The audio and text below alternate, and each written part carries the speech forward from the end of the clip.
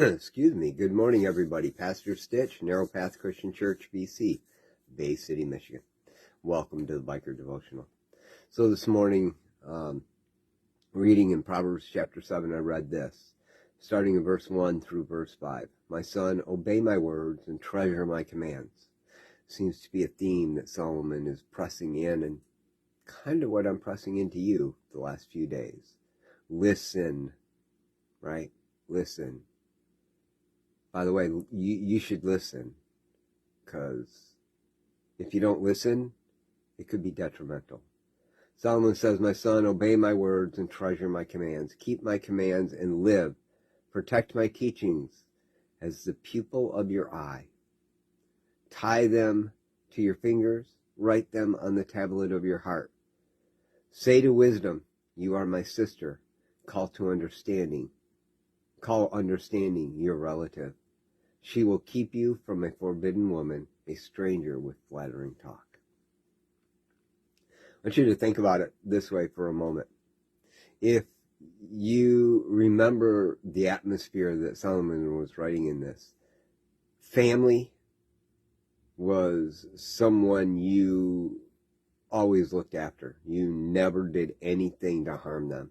And your sister you held at the highest regard, protected with your life. And he says, say to wisdom, you're my sister, and call understanding your relative. She will keep you from a forbidden woman, a stranger with flattering talk. See, the reality is, if you hold wisdom and understanding in the same regard that you would your sister or a relative, you would recognize that you wouldn't use that information in any perverse way, right?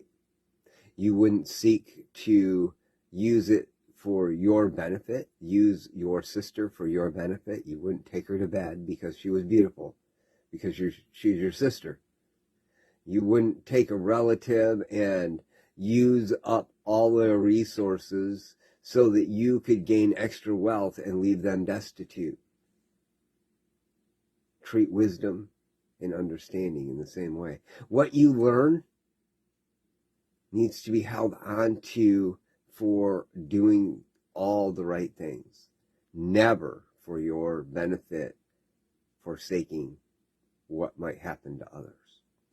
And so that's just a thought for you today. As you go into the world tells you to look out for yourself, and the Bible tells you to look out for others.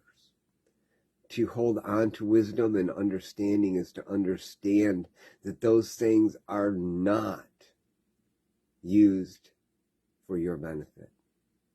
You will benefit from them, but that's not what they're for. So think about that today as you go through your day. And maybe, just maybe, you might make one significant change. I love y'all. I hope you have a great day.